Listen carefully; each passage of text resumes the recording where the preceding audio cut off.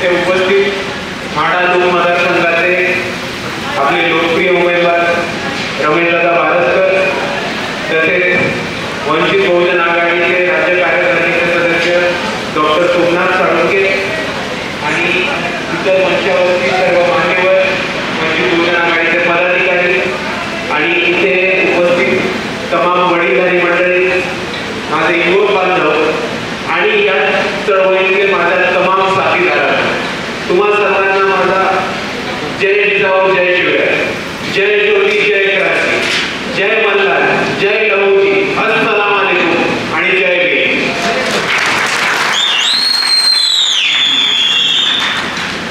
आता 2 मिनिटं सर्वांना विनंती की भाषणाच्या शेवटासाठी चिठ्ठ्या ठेवा.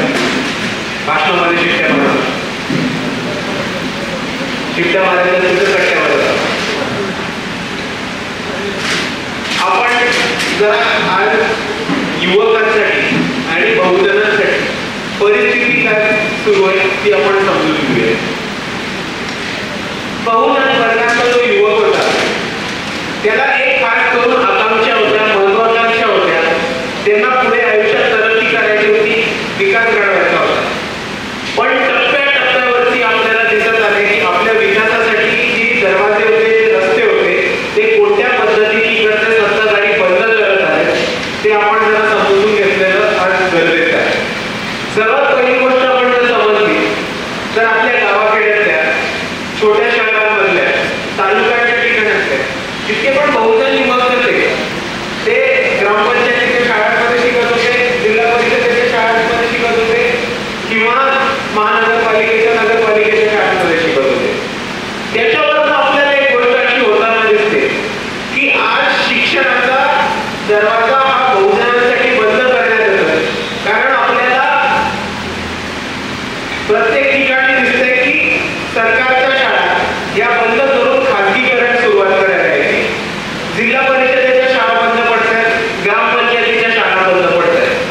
आता तुम्ही मला सांगा, जर महानगरपालिकेच्या, जिल्हा परिषदेच्या आणि ग्रामपंचायतीच्या शाळा बंद पडल्या तर आपण सर्वांनी तिकडनं शिक्षण घेतलंय ते शिक्षण आपल्या पुढच्या पिढीला घेणं परवडणार आहे का? जर जिल्हा परिषदेच्या आणि ग्रामपंचायतीच्या शाळा बंद पडल्या तर पुणे, मुंबई, सोलापूर, कोल्हापूर या ठिकाणी प्रायव्हेट शाळांमध्ये, खाजगी शाळांमध्ये महिन्याला 25-30 हजार रुपया भरून आपण आपल्या लेकरांना शिक्षणासाठी पाठवू शकतो का? तर नाही पाठवू शकतो. तिकडे आपल्या प्रगतीचा सर्वात पहिला दरवाजा बंद होतो. त्याच्यावर पुढे बघितलं तर ओबीसी विद्यार्थ्यांना स्कॉलरशिप मिळत होती, ओबीसी विद्यार्थ्यांना शिष्यवृत्ती मिळत होती. आज युजीसी, सारथी असेल, महाज्योती असेल, बार्टी असेल या वेगवेगळ्या गोष्टींमध्ये पैसे टाकणं बंद केले. त्याच्यामुळे बहुजनांची स्कॉलरशिप बंद होती आणि त्याच्यामुळे इकडच्या युवक बहुजन बांधवांना उच्च शिक्षण घेणं हे परवडणारं नाही असं एका प्रकारची स्थिती इकडच्या सरकारने करून ठेवली. आणि याच परिस्थितीवरती मात करायला वंचित बहुजन आघाडी 2019 पासून एक मागणी घेऊन आला होता की केजी टू पीजी शिक्षण हे मोफत करणार आणि दर्जेदार करणार. कारण केजी ते पीजी शिक्षण ही सरकारची जबाबदारी आहे, ही सरकारने राबवलीच पाहिजे, ही भूमिका घेऊन वंचित बहुजन आघाडी आहे.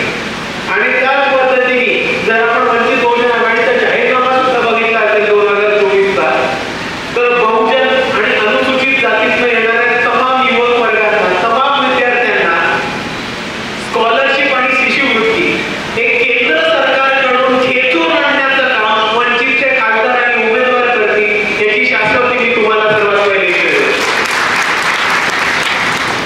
पण त्याच्या पुढे काय झालंय आपण सर्वांनी समजू. 2019 पर्यंत, 2018 पर्यंत आवाज येतो शेवटपर्यंत.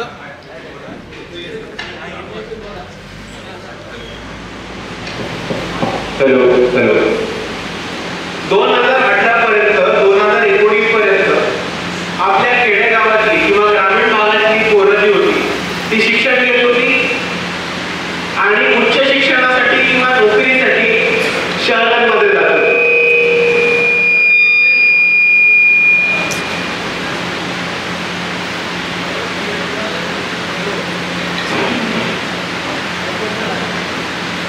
शहरांमध्ये जातो की उच्च शिक्षणासाठी, नोकऱ्यांसाठी. बऱ्याच तरुणांना नोकऱ्या मिळत पण होत्या, काही नाहीशा मिळत होत्या. पण काय झालं 2019 मध्ये आणि 2020 मध्ये आपल्या सर्वांना कोरोनाची साथ आली आणि जी तरुण आपली शहरामध्ये राहत होती त्यांना कळून चुकलेलं की नोकऱ्या हातातल्या चालल्या, राहायला जागा नाहीये, जी आपल्याला सुविधा आणि आपल्या गरजा होत्या त्या शहरांमध्ये आता भागत नाही. आणि ही तरुण पोरं आज आपल्या गावामध्ये, खेड्यामध्ये आणि आपल्या भागामध्ये आपल्याला परत येताना दिसतात. आणि ह्यांच्याकडे शिक्षण आहे, ह्यांच्याकडे स्किल आहे, ह्यांच्याकडे टॅलेंट आहे, पण ह्यांना आपल्याकडे योग्य ती संधी मिळत नाही, योग्य ऑपॉर्च्युनिटीज मिळत नाही. म्हणून यांचं शिक्षणामध्ये आणि नोकरीमध्ये तरक्की होणं, विकास होणं हे तिकडे तात्पुरतं थांबून गेलं. आपण जर बघितलं असेल तर इतर जिल्ह्यांमध्ये किंवा इतर राज्यांमध्ये खास करून बघितलं तर शेतकऱ्यांसाठी वेगळे कायदे येतात, शेतकऱ्यांसाठी वेगवेगळ्या योजना येतात आणि खास करून आपल्या युवक बांधव जे आहेत बहुजन समाजातून आलेले त्यांना वेगवेगळ्या शेतीच्या मार्फत शेतीमध्ये वेगवेगळे टेक्नॉलॉजी आणून यांना नवीन उद्योगधंदे सुरू करता येत होते. पण आज ते आपल्याला आपल्या जिल्ह्यामध्ये आणि आपल्या राज्यामध्ये बहुजन तरुणांच्या हातामध्ये ते येताना दिसत नाही. कारण काही ठराविक घराण्यांनी इकडचे शेती आणि शेत कारखाने आणि शेत कारखान्यावरनं येणारे पुढचे सगळे ॲग्रो इंडस्ट्रीज हे स्वतःचे खिशात टाकून घेतले. आपण जर बघितलं तर इतर राज्यांमध्ये आपल्याला दिसतं की वेगवेगळे आविष्कार करतायत, वेगवेगळे टेक्नॉलॉजी आणतायत, नवीन नवीन फळभाज्या सुरुवात करतायत जे direct Europe, France, Spain, Italy, Egypt या ठिकाणी डायरेक्ट त्यांच्या राज्यामधनं शेतामधनं एक्सपोर्ट करतात. पण आज आपल्याला त्या संध्या मिळत नाहीये. त्याची कारणं दोन आहेत. एक, काही ठराविक कुटुंबांनी ते शिक्षण संस्था आणि तसेच साखर कारखाने, ॲग्रो इंडस्ट्री, शेतीचे कारखाने हे स्वतःच्या खिशात टाकले. आणि दुसऱ्या बाजूला आपल्याला दिसतं की आज इकडच्या शेतकऱ्यांना आणि शेतकऱ्यांच्या पोरांना, बहुजनांच्या पोरांना ज्या संध्या उपलब्ध करून द्यायच्या होत्या, ज्या योजना उपलब्ध करून द्यायच्या होत्या, ज्या ऑपॉर्च्युनिटीज मिळायला पाहिजे होत्या त्या इकडच्या सरकारने आपल्याला मिळवून दिल्या नाहीये. ही वस्तुस्थिती आपल्याला ठामपणे दिसते. आपण इतर राज्यांमध्ये जावा, 25-30 वर्षाची पोरं आहेत, बहुजन समाजातली आलेली आहेत, तिकडच्या त्यांच्या सर्टिफिकेट वरती पण ओबीसी लिहिलंय, कारखाने चालवतात. आपल्या इकडे अजून ऊसाला हमी भाव मिळत नाहीये, साधा शेतमालाला हमी भाव मिळत नाहीये. तिकडे त्यांनी मशरूम, चेरी टोमॅटो, अवोकाडो असे वेगवेगळ्या गोष्टी उगवणं सुरू केले, पेरणे सुरू केले आणि त्या उठून विदेशामध्ये विकतात पण आणि त्याच्यावरती रगड मुनाफा कमवतात. पण आज आपल्याला त्या संध्या मिळताना दिसतात का? आज आपल्या हाती शेतीचा मालाला हमी भाव तरी मिळतोय का? त्याच्यावरती कारखाने उघडायचे आणि त्याच्यावरती धंदा करायचा पुढची गोष्ट झाली. पण आज आपण इकडे मूलभूत गोष्टींसाठी लढतोय आणि याचं एकच कारण आहे की आपल्या हक्काचा प्रतिनिधी, आपल्या सर्वांचं काम करणारा प्रतिनिधी या माड्याबद्दल कधी लोकसभामध्ये केलाच नाही. हे आज आपल्या जिल्ह्याचं आणि लोकसभेचं दुर्दैव आहे. हे आपण सर्वांनी स्वीकारलं पाहिजे.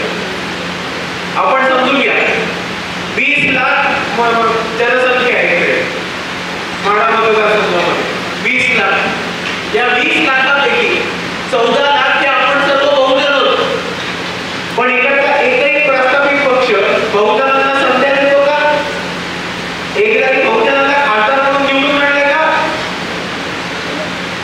आपण बघतो की हे दोन पक्ष आहेत, ते नावासाठी दोन पक्ष असले तरी माड्यामध्ये आल्यावर ते एका कुटुंबाचे पक्ष होऊन जातात. त्यांचं आत्महत्या ठरलेलं असतं की 5 वर्ष तू बस, मग 5 वर्ष मी बसतो. ह्या पक्षाने तिकीट काढलं तर ते पक्ष मला तिकीट देणारच आहे. म्हणून आपल्याला दिसतं की पक्ष कुठलाही असो, हीच लोक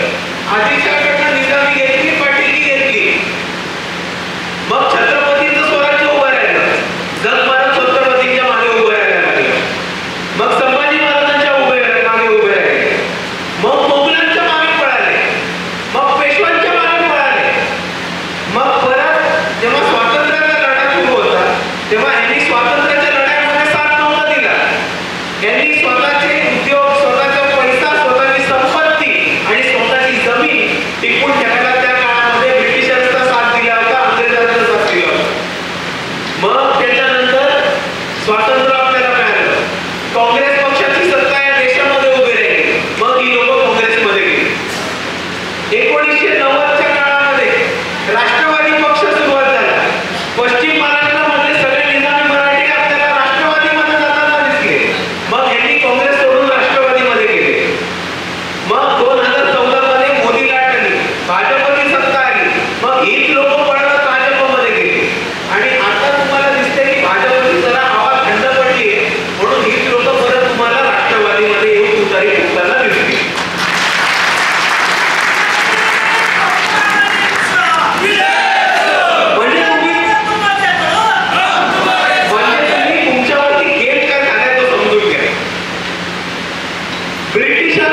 ब्रिटिशांपासून आदिलशहापासून नरेंद्र मोदी पर्यंत यांनी ज्यांच्याकडे सत्ता होती त्यांच्यासाठी पलटी मारली आणि आपण इकडचे बहुजन 14 लाख असलो तरी आतापर्यंत बोंबलत राहिलो. आपल्या पदरी काय आलंय, घंटा काय आलाय. आपण यांचे मक्तेदारी चालवत बसलोय, आपण यांचे घराने चालवत बसलोय, यांच्या साखर कारखान्यांमध्ये काम केलंय, यांच्या शिक्षण संस्थांमध्ये काम केलंय. पण आपल्या विकासासाठी काय, जर तुम्ही आता हातपाय हरवले, जर तुम्ही आता लढला नाही, जर तुम्ही आता ताकदीने उभं राहिला नाही, तर तुमच्या पुढच्या पिढ्यांचा विकास कधी होणार आहे? आपल्या पुढच्या पिढ्या ह्यांचीच मक्तेदारी करत बसणार आहेत, आपल्या पुढच्या पिढ्या ह्यांचीच गुलामी करत बसणार आहेत. तर तुम्हाला जर ही गुलामीची सायकल आणि गुलामीची सर्कस बंद पडायची असेल तर आज तुम्हाला ठामपणे बहुजनांचा प्रतिनिधी म्हणून, बहुजनांची आवाज म्हणून तुम्हा सर्वांना उभं राहायला लागणार आहे. नाहीतर ही लोक आपल्याला आतापर्यंत ज्या पद्धतीने गुलाम म्हणून वापरत आले त्याच पद्धतीने पुढे गुलाम म्हणून वापरत येतील. आणि त्याच्यासाठी आपल्याला लढायचं एक खूप महत्वाचं हत्यार बाबासाहेब आंबेडकरांनी दिले आणि ते हत्यार म्हणजे भारताचं संविधान. आणि त्या संविधानाच्या जोरावर, मतपेटीच्या जोरावरनं आपण यावेळेस लढूयात आणि नक्कीच जिंकूयात, हे मी आपल्या सर्वांकडनं आशा करतो. आणि आता आपल्याला दिसेल की दोन पक्षांची आपली आता लढाई आहे. एक भाजप आहे आणि सगळे म्हणतात भाजपची हवा आहे, भाजपची लढाई. भाजपची हवा बिलकुल नाही, हे तुम्हाला आता सांगतो. सगळ्यात पहिले आपकी बात 400 बार त्यांनी चालू केलं होतं. आता तुम्हाला ऐकू येतंय? आता ऐकताय तुम्ही आपकी बात 400 बार? ते सुरुवात केलेलं की राम मंदिराचं प्राण प्रतिष्ठापासून सुरुवात केलेलं आणि जेव्हा त्याच्यावरती त्यांना भरोसा होता की आम्ही 400 पार करतो, लोकांनी त्यांना सरळ सरळ संदेश दिला, तुम्ही राम भक्त, आम्ही पण राम भक्त आहोत. तुम्ही मंदिर पाडलं, आम्ही येऊन पूजा करू, पण आता कामाचं बोला, आता आमच्या विकासाचं बोला. म्हणून त्यांचं राम मंदिरचं पहिले जे भाजपला पाहिजे होतं ते त्या पद्धतीने चाललं. त्यानंतर त्यांनी 400 पार पुढे आणलं, कार्यकर्त्यांना चार्ज करायला, कार्यकर्त्यांनी टार्गेट दिलं. म्हणजे कसं की यावेळेस 400 आणायचे, तुम्ही कामाला लागा. ते कार्यकर्त्यांमध्ये पण नाही चाललं. मग शेवटी तो एक नारा म्हणूनच राहून गेला आणि आता तो नारा आपल्याला ऐकू पण नाही. तर भाजपची हवा आपल्या सर्वांसमोर संपलेली आहे, आपण लक्षात घेऊ. आणि दुसऱ्या बाजूला आपल्या सर्वांसमोर एक पक्ष आहे, शरदचंद्र पवार राष्ट्रवादी गट. आता हा पक्ष पूर्ण पक्ष पण नाही, त्यातल्या अर्ध्याच पक्षाची आपली लढाई. म्हणजे आपल्या सर्वांना माहिती असेल की राष्ट्रवादीमधनं अजितदादा बाहेर गेले आणि मग राष्ट्रवादीचे 2 तुकडे झाले. एक तुकडा राष्ट्रवादी खुर्द आणि दुसरा तुकडा राष्ट्रवादी बुद्रुक. आता आपली लढाई खुर्दवाल्यांची. आणि आता तुम्ही मला सांगा की आपला पूर्ण हा पक्ष एका अर्ध्या पक्षाला हरवू शकतो की नाही शकत? मग आता हा विषय आपल्याला आपल्या हाती खेचून आणायचा आहे. कोणत्याही परिस्थितीत पुढच्या काही दिवसांमध्ये थंड होताना दिसणार नाही. कारण जर तुम्हाला भाजपला हरवायचं असेल तर पर्याय एकच आहे, तो म्हणजे वंचित बहुजन आघाडी. कारण आपल्या सर्वांना माहिती आहे, आपण सर्वांनी इतिहास पण बघितलाय की आदिलशहापासून नरेंद्र मोदींपर्यंत आताचे जे आपले आहेत हे उमेदवार त्यांनी कशा पडल्या मारलेल्या. त्यांचा स्वतःचा भाऊ हा भाजपमध्ये आमदार आहे आणि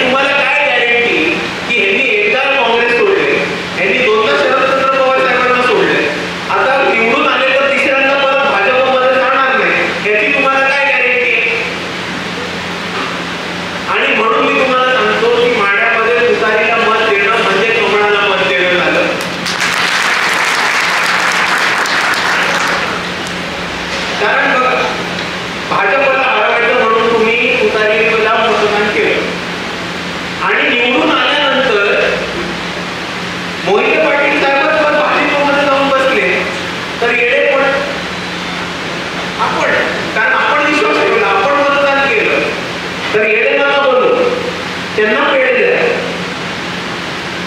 यावेळेस भाजपला हरवायचं असेल तर मी पुन्हा एकदा सांगतो, वंचित बहुजन आघाडी आणि बारस्कर भाऊ हेच आपले राईट चॉईसेस, सही उमेदवार आहेत. कारण तुम्ही तुतारीला मत दिलं तर तुतारीला मत दिलं असेल ते मतपेटीमध्ये तुतारीच्याच पडेल. ते ईव्हीएम मशीनवरती आणि दिवसाच्या शेवटी हे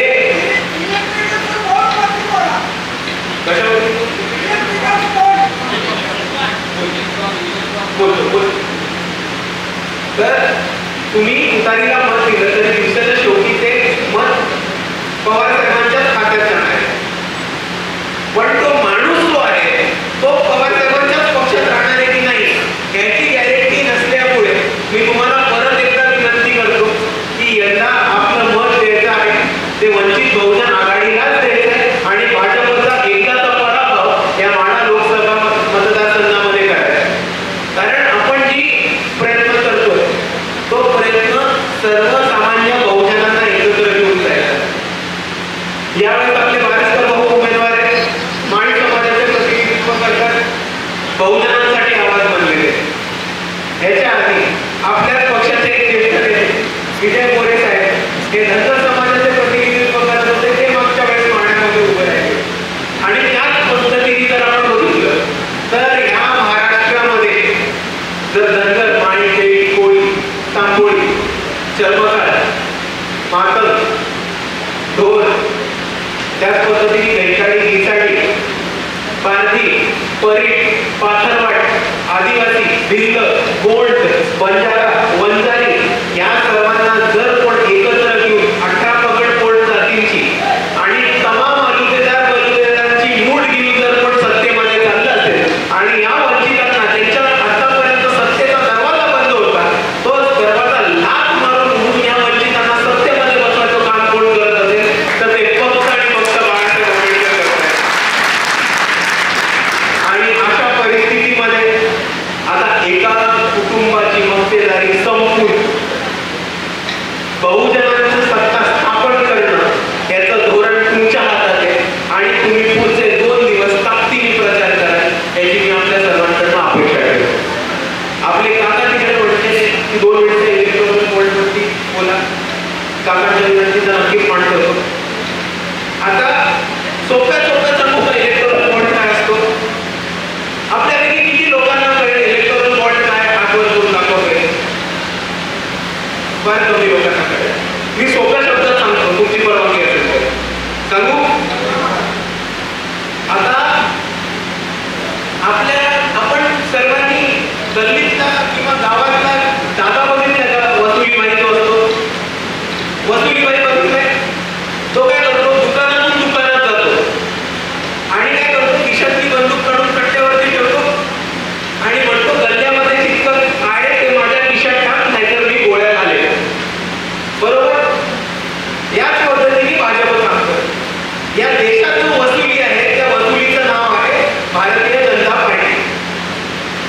त्यांच्याकडे जी बंदूक आहे त्या बंदुकीचं नाव आहे ईडी आणि सीबीआय. तर ते काय करतात? ते प्रत्येक कंपनीमध्ये जातात, कंपनीच्या कट्ट्यावरती स्वतःची बंदूक काढून ठेवतात आणि म्हणतात तुमच्याकडे जितके पैसे आहेत त्या पैशाचे इलेक्टोरल बॉन्ड विकत घ्या आणि ते भाजपच्या खात्यामध्ये जमा करा, नाहीतर ईडी आणि सीबीआयची कारवाई तुमच्या मागे लावू. तर आता इलेक्टोरल बॉन्ड ज्या पद्धतीने भाजपने वसूल केले कंपनीकडनं त्याच पद्धतीने एक गावातला किंवा गल्लीतला गुंडा वसुली हा दुकानांकडनं आणि लोकांकडनं वसुली करतो